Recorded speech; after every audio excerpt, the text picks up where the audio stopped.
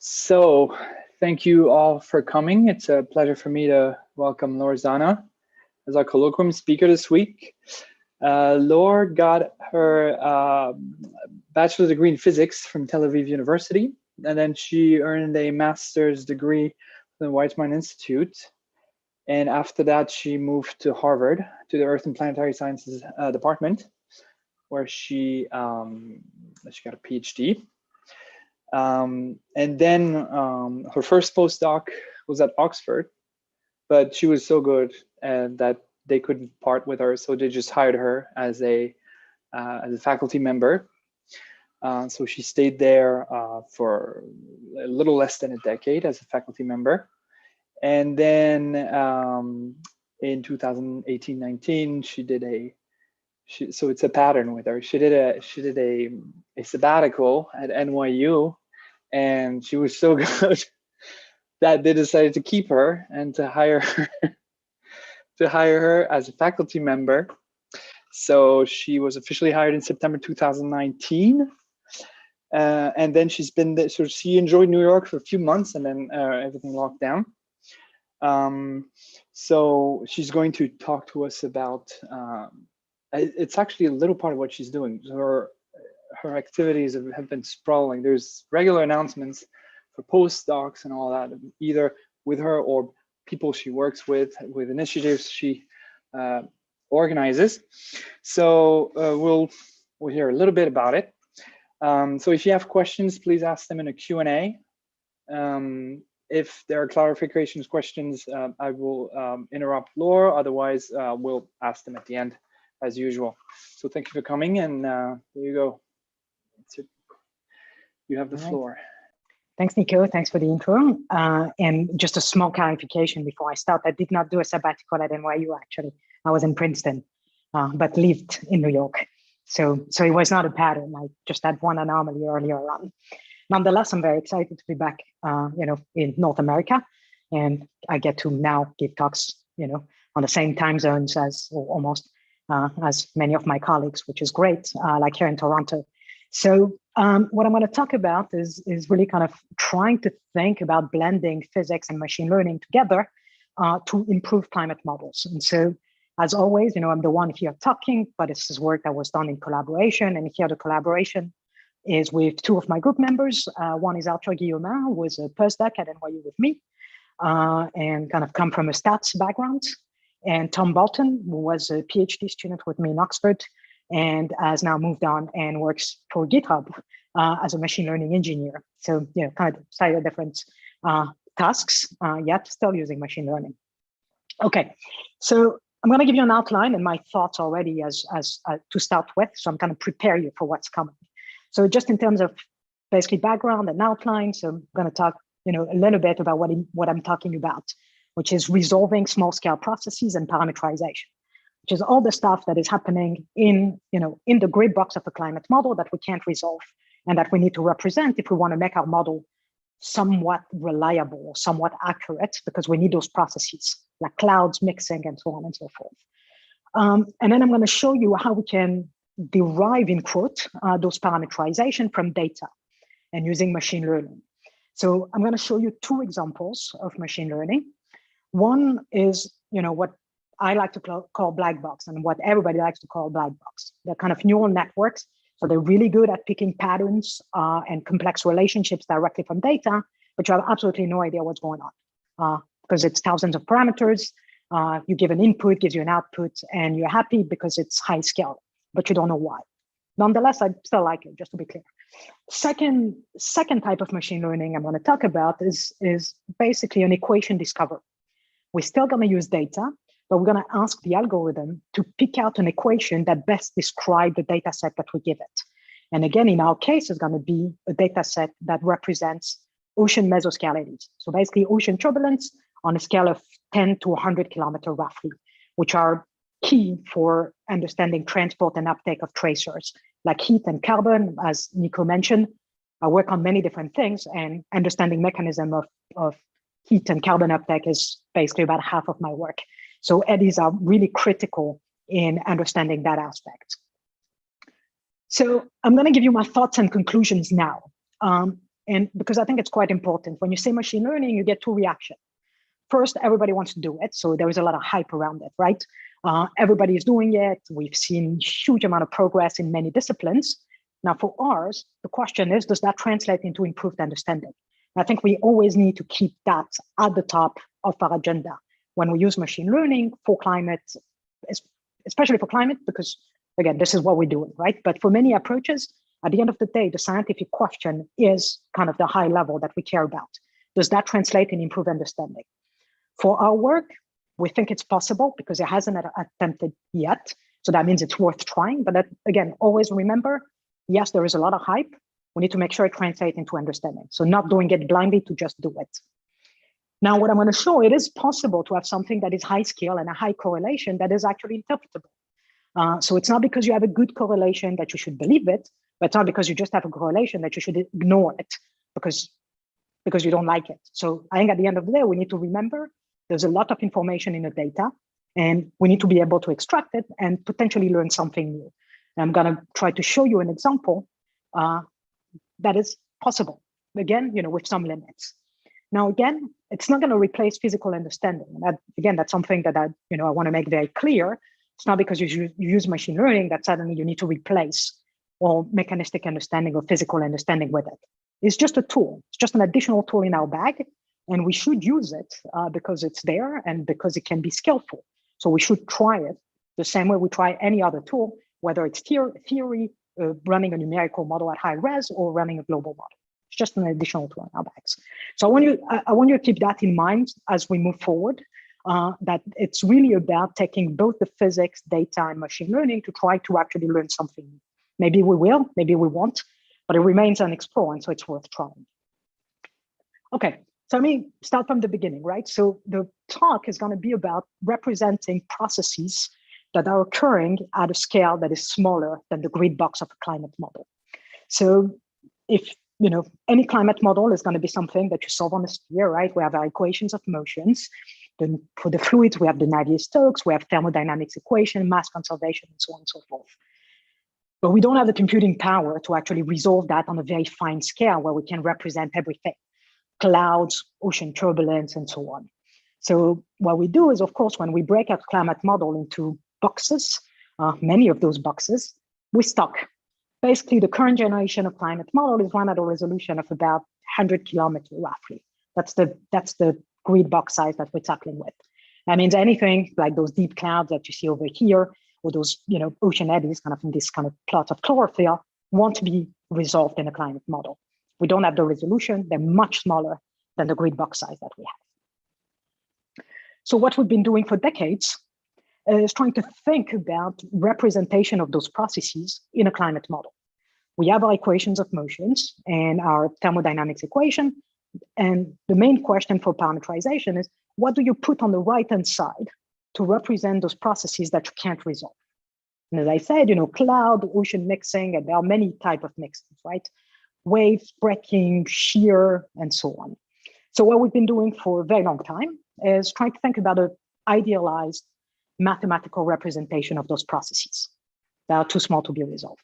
So that translates into writing down a function that depends on the resolved scale. So that depends on the scale that are resolved on that grid, on that coarse resolution grid that we're capturing. And that's what a parameterization is. A functional form that depend on the resolved scale that the climate model or whatever model you're considering can resolve. So again, you can think about any processes that you want. There will be some kind of function that depends on the resolved scale, velocities, humidity, temperature, and so on and so forth, whatever you want to consider. That's been the approach of the parameterization for a very long time, and helped make progress, but still progress is limited. Because at the end of the day, you still have uncertainty in it. Your approximation is just as good as your understanding of the process and how well you can write that mathematical representation and put it in the model. So we still have a lot of uncertainty due to those processes that are missing in climate model and basically not well resolved. So of course, for the fluid equations, well, we know the equation, it's Navier-Stokes. Yeah, I mean, you're on the sphere and you have a rotating planet, so it's a bit more complicated, but technically, if you were to increase resolution, then technically you should do a better job.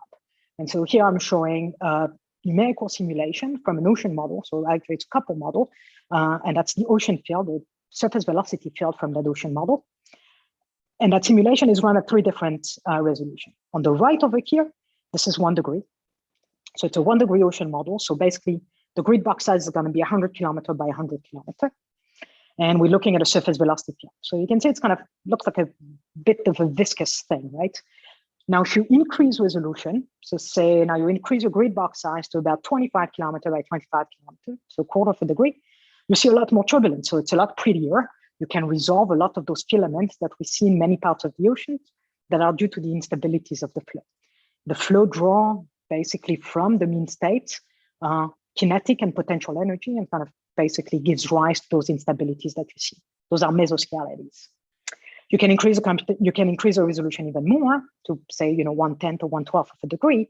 You see more of those filaments, you see more of those eddies and that turbulence. The Gulf Stream does not look like the Kuroshio over here, very viscous, but some kind of thin boundary current that is quite powerful. So what you can see is as you increase resolution, you resolve more of the physics. So you're becoming, more accurate, or at least your climate model becomes more reliable. But of course, there's a cost to it. There's a large computational cost. And as I said, we're quite limited by the computational cost at the end of the day. We can't run those simulations for decades, whether you want to do ensemble prediction for climate change over the next 100 years, or if you want to do paleo simulations, for example. So increasing computational cost is actually pretty prohibitive at this time. So we're still stuck in this regime where we have either models that can simulate some of the turbulence or some that are way too viscous to actually capture any of it. So what I'm going to show you is, as I said, right, so rather than tackling the problem from the traditional way, where we know the process, or at least we think we know the process, we come up with a mathematical representation for it. What we're going to say is okay, now let's try to capture the physics directly from the data. So even though we don't have, coupled climate model that we can run for hundreds of years as many times as we want, we still have limited, high resolution models, some global, some idealized, and we also have observations. So we're getting more and more data sets, and we have an inflow of data sets that we haven't been using for the parameterization problem, or not as much as one could. So the point I'm going to make is, can we use that wealth of data sets from, again, a bunch of simulations or observations all together with machine learning algorithm that can extract a lot of complex information from data. And again, it's not just hype, right? They're really good at doing that. They're really good at finding patterns and are finding relationship in complex and structured data sets. So can we use this kind of really kind of fast and accurate type of algorithm to create a new parameterization for processes that we don't resolve in climate models, like ocean eddies? So the field has been, moving in that direction in the last few years. And so here are the main examples. Let me move that thing actually. So I'm hiding all the little panels that keep floating around. There we go. So the field has been moving in that direction in the last few years. Now, of course, machine learning algorithms have been around for quite a few decades, but the advances in algorithm and computing power kind of boosted them quite a bit. So there are a few papers in kind of the turbulence literature that started, basically 2016. This Link paper is really a big step forward, where they're trying to actually, represent with a neural network Reynolds stresses, basically, in an idealized model. For the more large-scale climate models, if you wish, or at least climate processes, as you would wish, the atmospheric community has basically a wide range of people, a wide range of groups that have been tackling that, and started kind of in 2010 with Granopolsky and colleagues, where it's one of the main, or earlier results looking at radiation. But many people over the last, 2-3 years kind of been exploring, convection, clouds, different type of rain. So here are just a few examples of some of the main groups that have been tackling parameterization for atmospheric processes. So there's been a big boom, right, and kind of trying to push that forward. For the ocean, it's been a little bit slower. So kind of the first 2 papers, one is ours, and the other one is from Dick and Hassam, who also in 2019 used a neural network to try to estimate the vertical mixing rate, vertical mixing dissipation, using basically an idealized setup. And we've done quite a few papers looking at the ocean momentum parameterization. So as I said, mostly in the mesoscale range, 10 to 100 kilometer mostly. But again, the field is very much unexplored. So there's a lot more to do, or a lot more of opportunities. And I'm going to show you a couple of examples here. So we're going to learn the unknown from data, or at least that's the way I pose it, right? So can we learn what the model cannot resolve and the associated uncertainty to some extent in those two different methods that I introduced earlier? One is the black box of neural networks, and the other one is going to be the interpretable equation discovery. So as I said, I'm only going to target ocean mesoscalities, which are 10 to 100 kilometer horizontally, and again, important for ocean heat and carbon uptake. So again, this is just an example, and I want to make clear, right? So the example I'm going to show you is really only the beginning, because very few people have actually looked at the parameterization problem for the ocean. So, I'm going to show you 3 examples sometimes in idealized setups, but again, this is only the beginning. The field is rather unexplored, and there's a lot to do and a lot to be done, right? And a lot to think about. And so I hope I just give you a flavor of what's possible and what's doable and what's not. I'll show you the good and the bad here. Okay, so the first example is going to be, can we come up with a parameterization? So basically a form based on neural network that will represent what a model should have on the right-hand side of its equation to mimic the mesoscality processes, right? So basically, what is it in that grid box that we're missing in terms of mesoscale momentum force? So what a neural net does, basically, when you train it, you give it a lot of data. You're going to give it some input data. Our input data is going to be velocity data. It's going to be horizontal velocity field, and it's going to come from a model. And we're going to ask the algorithm as its output to predict what is going to be the value of the momentum forcing that a model at coarse resolution is missing, right? At every single grid box. That's what we ask the algorithm to do.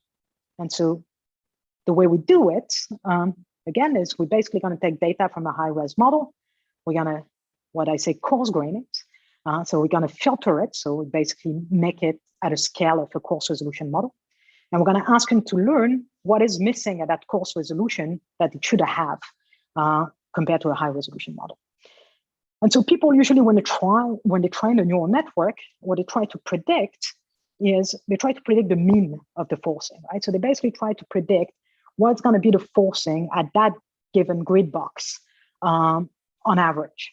And so they're going to minimize, again, a loss function or a cost function. It's going to be what is, the prediction, which is this S hat over here. So that's going to be our parameterization of momentum forcing at every grid box, as opposed to the truth. So we're trying to minimize this loss function over here, meaning we're trying to make the error as small as possible between our prediction and between our truth. That's all the algorithm is doing. But of course, it's allowed to minimize that cost function in a very efficient way and return an output that's only going to depend on the velocity data at coarse resolution. So in this example, we're going to take data that comes out of a climate model, actually a couple climate model run at 1/10 of a degree.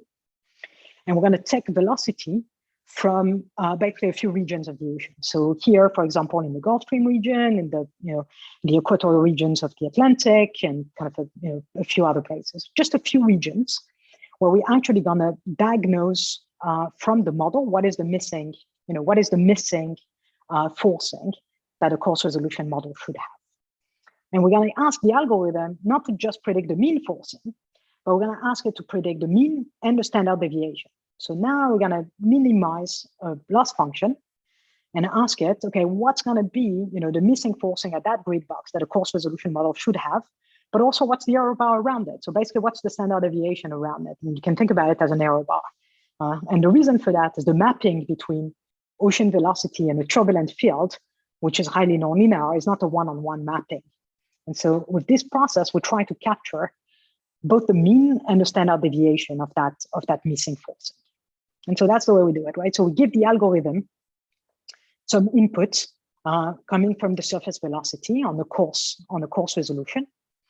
And we ask the neural network to give us the best prediction of our momentum forcing. So now, of course, it's a vector, right? So it has an x and a y component, because again, it's basically momentum forcing, so it goes in both equations, in u and v. So we're going to ask it to predict what is basically the best mean forcing, and what's going to be the standard deviation around it.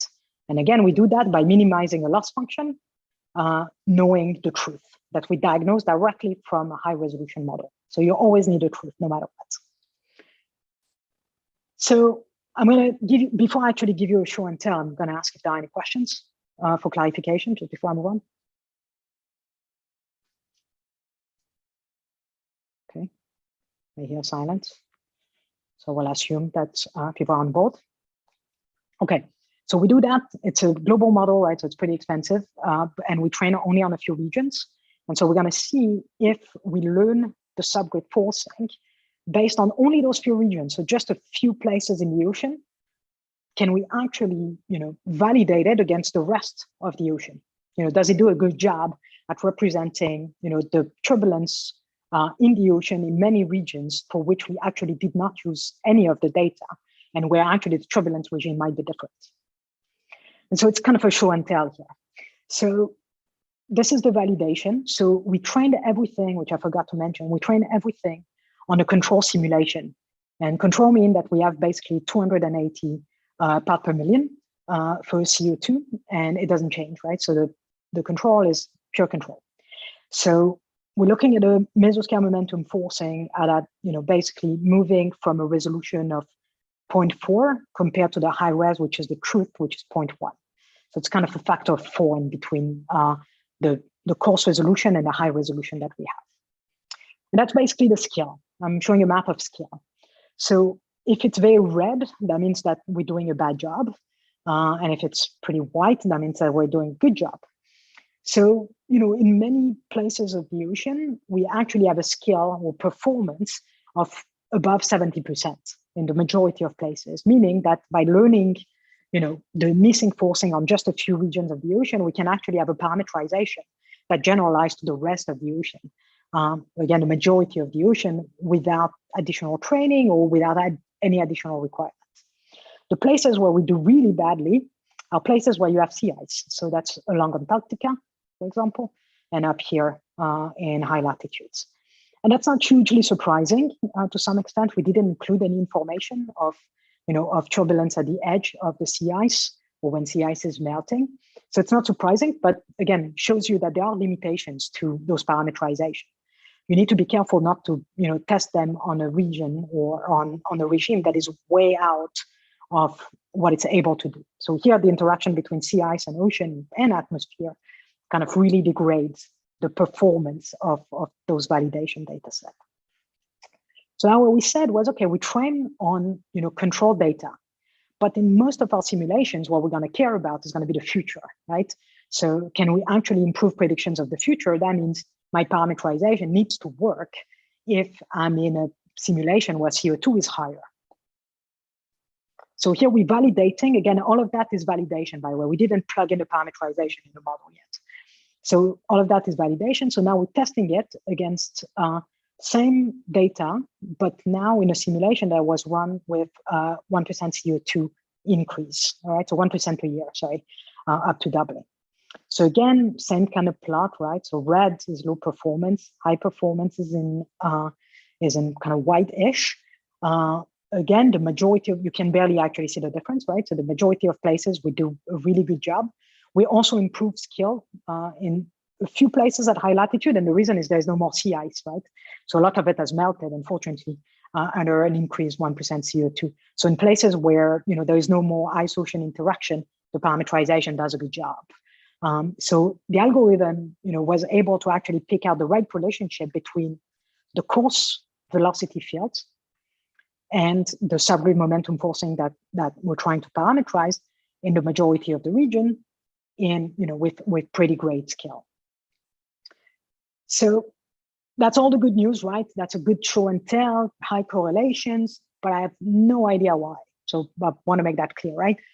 We can try to open up, the black box, but it was very difficult to actually understand how the different layers were picked. Nonetheless, it does a very good job offline at the validation. So we asked the question, okay, so now that we have this high, performance parameterization of ocean turbulence, can we try to go and implement it in a model? So now, of course, implementing something in a global climate model would usually takes several years. So we started with something very simple. So we took a shallow water model. So again, very idealized, flat bottom with wind forcing. So it kind of recreates a double gyre. And we asked the question, okay, if I take this model, so those are the equations of motion. So, this is the momentum equation with forcing and dissipation. Can we add our parameterization on top of it, right? At coarse resolution. And when we do that, can we recover the high resolution simulation? So very simple test, right? In a very simple model. Again, it's a box. So the box has wind, flat bottom, but can reproduce a lot of the large scale features and a lot of the turbulence. So how do we do that? Well, basically at every single time step, we have this S over here that we can calculate with our neural network by just feeding it what is the given surface velocity. And the neural network is going to give us an output, which is the mean. And if you remember, we learned the mean, but we also learned the standard deviation. So we're going to write it down as a stochastic force. It's going to be the mean plus some kind of white noise that multiplies the standard deviation. So it's a basic stochastic parameterization, very simple. The white noise is uncorrelated in time of space. Very simple, but multiplies the standard deviation that we learned from the model for a given velocity field. And so we plug that in and we let the model run at 30 kilometer resolution and compare it to a model that is run at 7.5 kilometer resolution. So much higher resolution. So the high resolution in this, so I'm going to look at kinetic energy as a function of time. And so the kind of pink or violet, sorry, it's violet. Yeah, kind of, violet curve over here is the kinetic energy in the high resolution simulation. The low resolution at 30 kilometer without any parameterization is this blue line over here. What you can see is obviously a high resolution simulation has a lot more turbulence. Is kinetic energy field is much higher. So you basically have a lot more turbulence in your flow field. At coarse resolution, the flow is more viscous, there's less turbulence because you can't resolve it, right? And if you remember, what we tried to do is to actually have a parameterization that will increase that amount of turbulence, that will actually increase, basically those filaments that we can't resolve, but without the computational cost. And so each one of the curves that you can barely see underneath it, there are 3 of them. There are different runs using this stochastic parameterization because it's stochastic. You can run it many times and it will give you a slightly different answer every time the way you pick up the noise, right? The bottom line is you actually recover the high resolution simulation without the high computational cost of running at 7.5 kilometer where you resolve the eddies. So this kind of neural network, this kind of stochastic parameterization based on neural network is highly skilled in, again, learning and then, basically representing turbulence in a coarser resolution model, at least in those tests in this idealized setup. But as I told you, there are pros and cons, right? It has high skill and it's highly generalizable, at least offline, right? Different CO2 levels, different regions, and so on. It's stochastic, which I like very much because it really kind of basically true to the representation of turbulence, right? There's not one mapping between a velocity field and a turbulent flux, the Reynolds flux. So there, it's really a probability, if you wish. So I like this approach because again, it kind of encapsulates what turbulence is supposed to be about. The downside, again, of all of that is, you're still stuck with something that is very hard to interpret. So, you can look at, feature map or heat maps, which are kind of different techniques that can help you understand what's going on within the layers, but it's still, pretty difficult to actually capture. In the idealized case that we've done, it was easy to implement because it's very simple. We had a Python code. We could actually, make it work. And actually the implementation was stable, which was actually quite important. And it's non-trivial to get. But in a real, Fortran climate model, actually making those implementation is non-trivial. And there is an additional step to make that communication between a Fortran code from your climate model and the Python code that come generally out of your neural network model is not a simple task. you have thousands of parameters. Again, how do you make that implementation? So again, there are some big cons here when it comes to neural net. So before I move to the second part, questions, clarification, something? There is a couple of questions in Q&A. First Sure. one, why are you using velocity as input for machine learning model? What is the CNN model do you use? Okay, so why do we use velocity? Because we're mostly interested in the momentum forcing from eddies. And so the most important component for that flux comes from the velocities. So that's a reason, so mostly physical reasons. Now, of course, you can keep adding more inputs, and that's again something for the future, right? But as a first step, the simplest answer is that that's what the physics tells us to use. Then the second question, Nico, was? How much saving do you get in terms of computation time and resources when running machine learning inspired model versus high resolution 7.5-kilometer model? Yeah, excellent question. So for the idealized cases that we've done, we gain, so again, depending on the configuration, but we could gain a factor of up to 40 for the simulations we've used. Now, of course, the question, would that be scalable? That's definitely something that we will explore. But the computational, yes, the differences can be quite massive, right? So it can be a factor of 10, can be a factor of 40. Again, it'll depend on the components and the runs. Okay, and there's a third one. Sure. It seems that the CNN used here is just doing image processing and learns about the edges and color change. How about physical behavior? Okay, I'm not sure I cut that, but I think at the end of the day, yes, a machine learning algorithm does learn from images, no doubt about this. And it learns from images at a given time, based at a given snapshot that you give it. So what he learns is how the velocity, gradients of velocities, and shear, if you want, are basically giving us a turbulence or Reynolds stress, if you're familiar with the physics. And that's why it's hard, as I said, to open that black box, because those features are easy to explain, but then when you go deeper into the layers, it's very difficult to see what they've extracted. And so that's why that's the big downside of the black box approach, if you want. You can change the CNN, you can include memory and so on and so forth. We have many approaches right now that we're trying. But again, this is only the beginning, as I said. Now, I want to make that clear. Okay, there's 3 more questions, but to not break up the flow too much, we're going to ask and answer them at the end, probably. Okay, sounds good. Thanks. Okay, so I told you about the black box, again, approach, right, with the neural nets. Very skillful, but very hard to interpret or almost impossible, and we don't know what kind of physics they learn. So we've decided to take something on the other side of the spectrum, but continuing by posing the question, is there some information in the data that we can actually extract? And so this is going to be what's called equation discovery. So, already just said that. So what is equation discovery? So there are quite a few methods out there. And again, different ways to do it. But one pretty big paper that came out in 2017 was a very interesting one. So where basically, Rudy et al. Run, oh, I'm sorry, I'm going to move the bar again. It's annoying. There we go.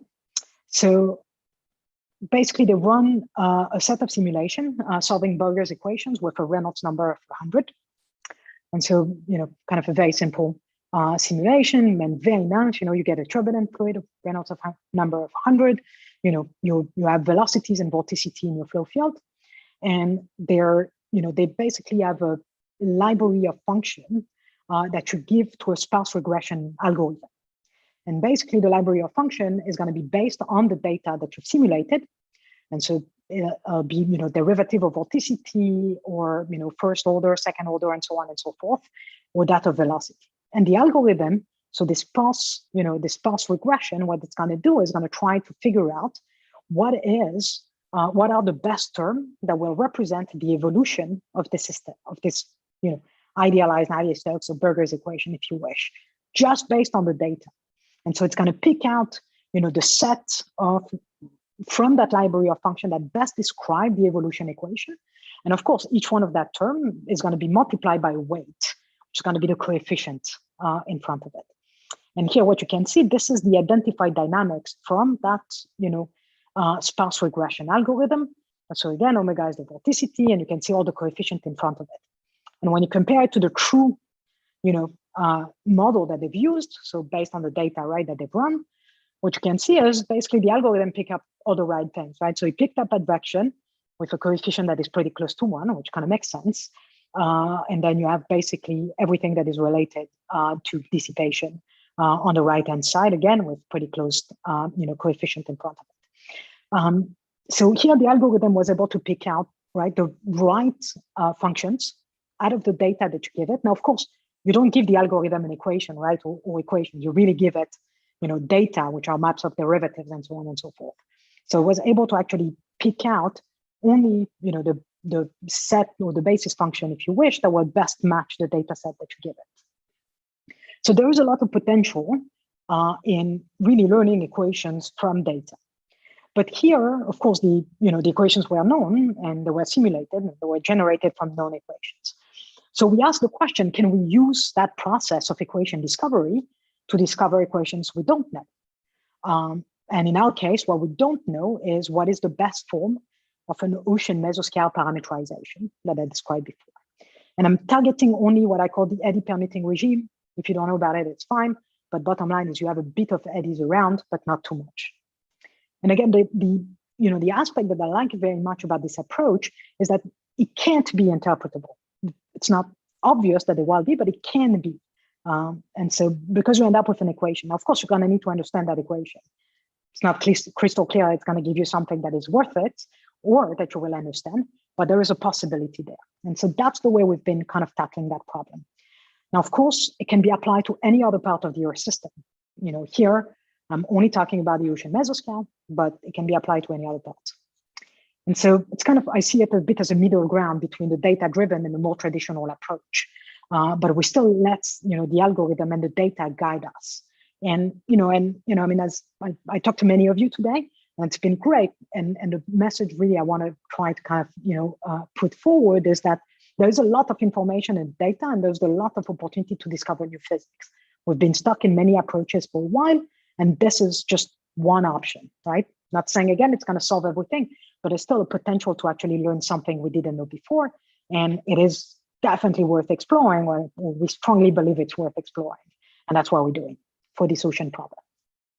Okay, the setup is going to be fairly similar to as before, meaning that we're going to use high resolution data. So we're going to have a model where we basically diagnose the missing forcing from the mesoscale, again, by coarse graining, or if you want filtering, a model from 7.5 kilometers to 30 kilometers.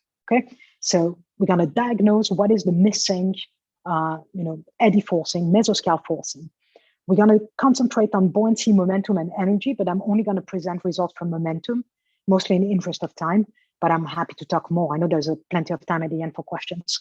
So I'm happy to talk more about that other aspect.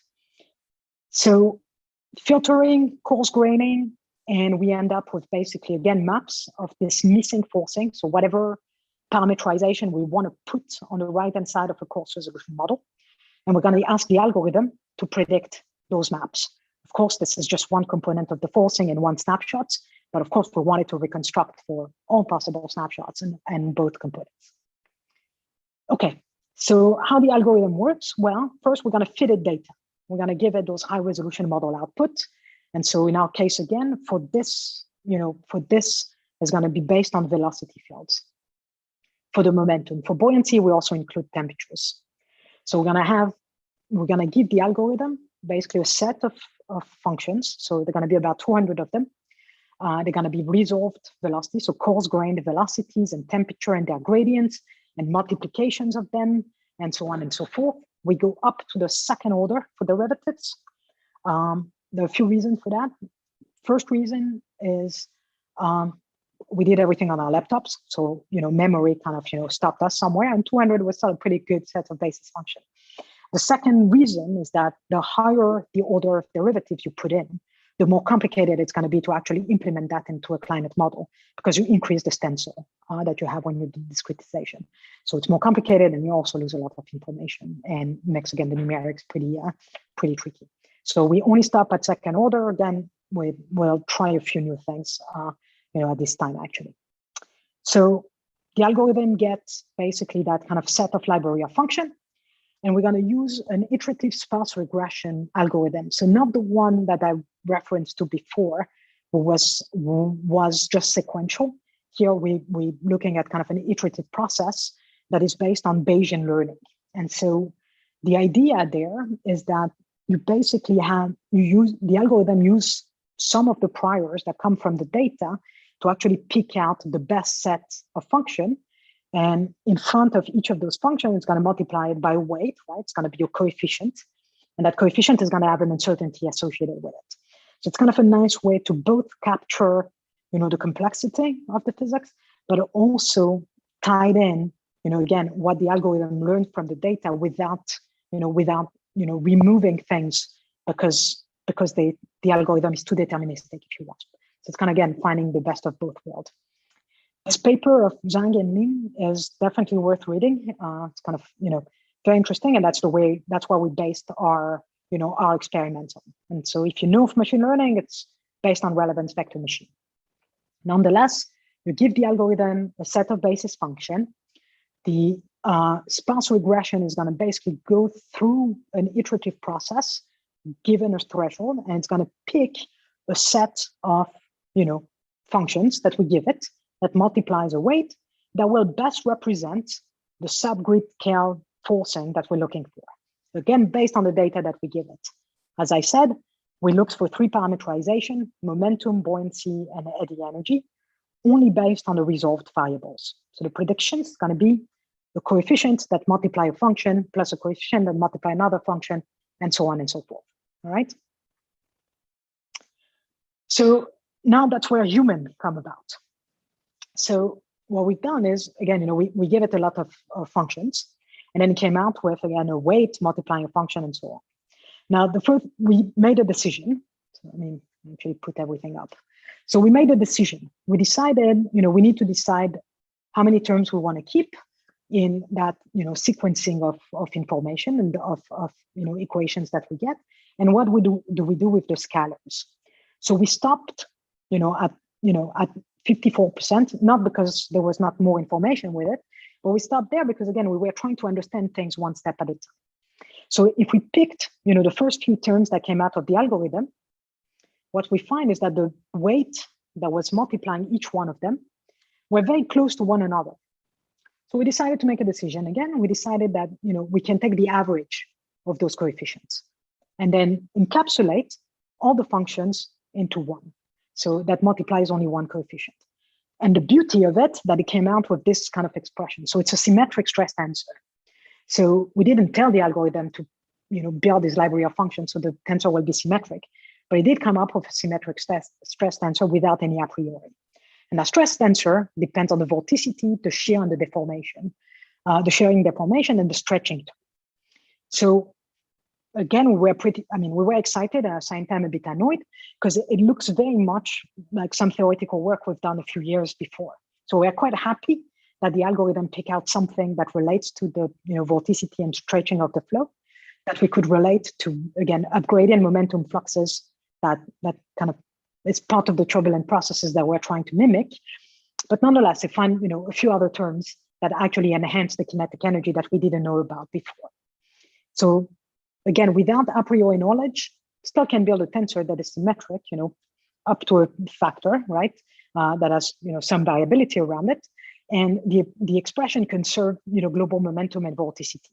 So now we actually wrote functions so that they will conserve, on average, that could be written as the divergence of a flux. So that's something you can embed in your learning process.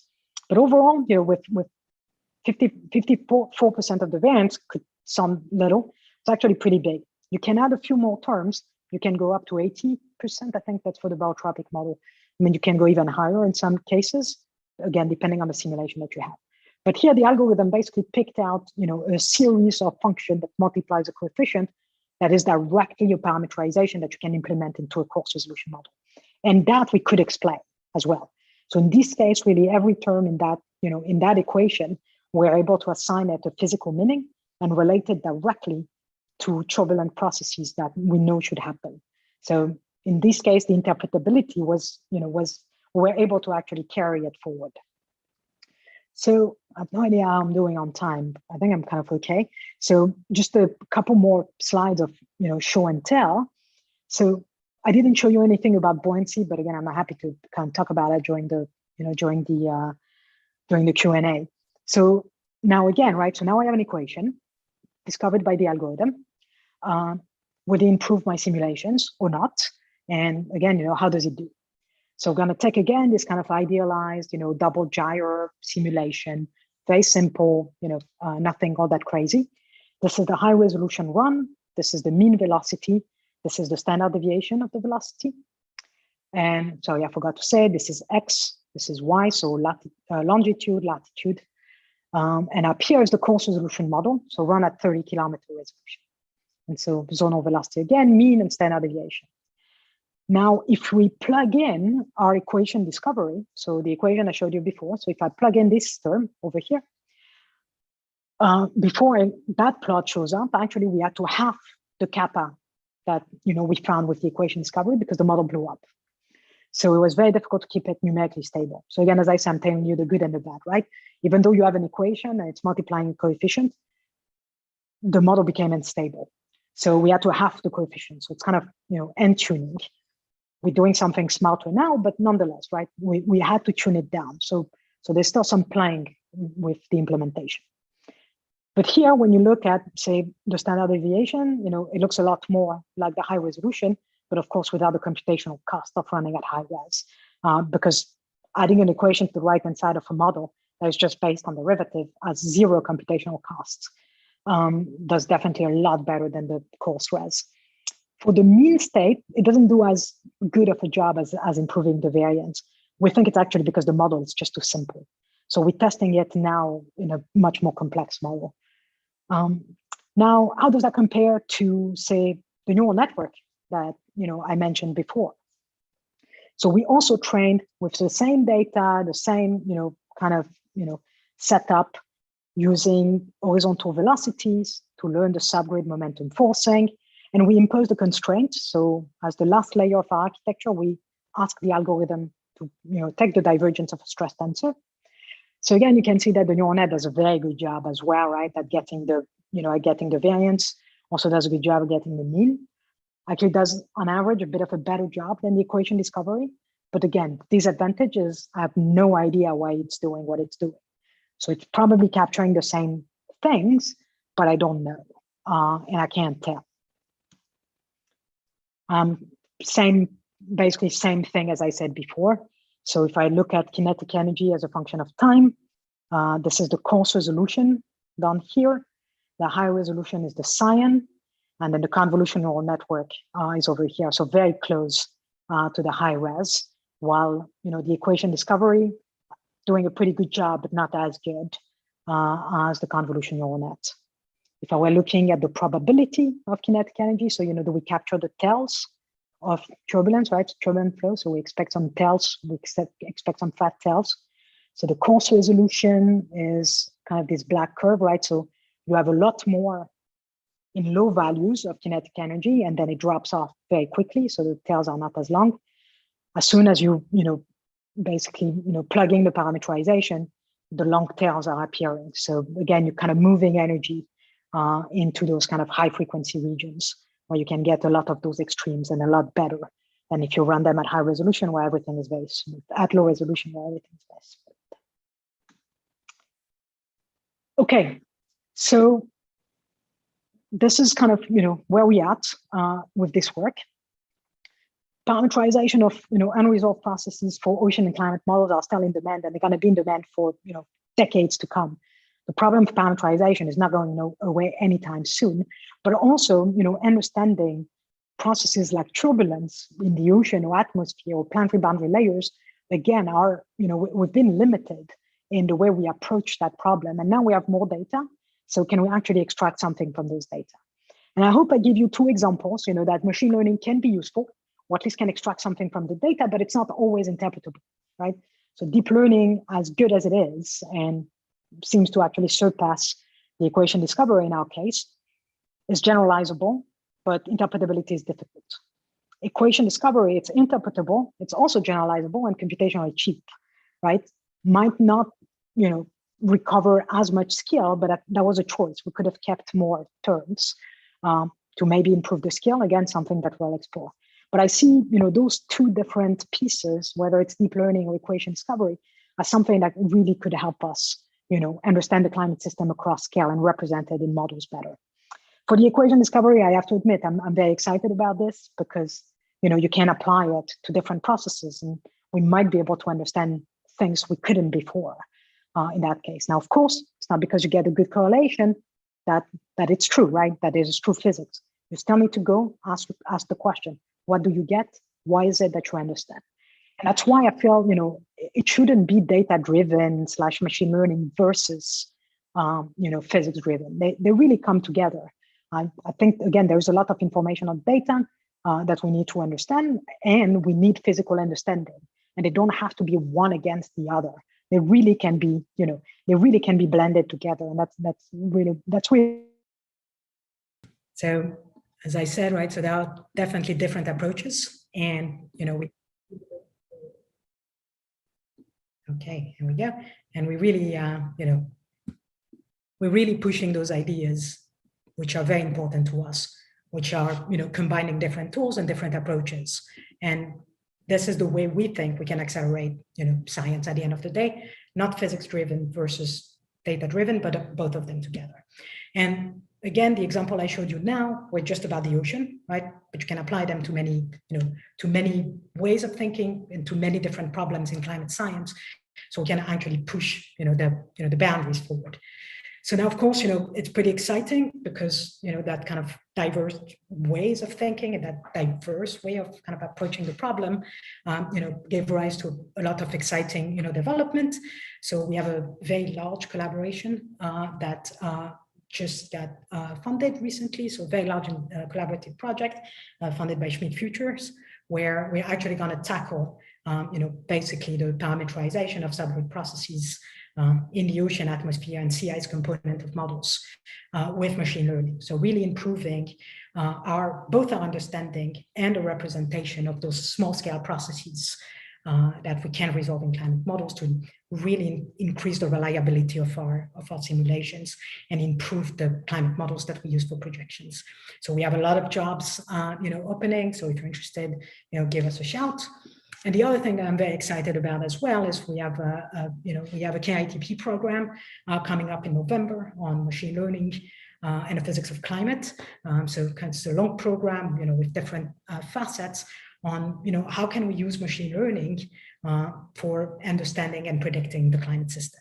And so, very different, very different people coming from different, spectrum, if you want, of physics and climate and machine learning, trying to basically sit down together and really trying to push this field forward and really exploring those emerging aspects as, as the computation becomes possible and how our understanding can be pushed forward. Okay, so that's it. I'm going to leave it as that. I'm going to leave that slide as well, because I think it's important, even though it was cut at the end. But this is really kind of, the summary and the main messages that I hope you'll take. Thanks for having me, and I'm happy to take any questions.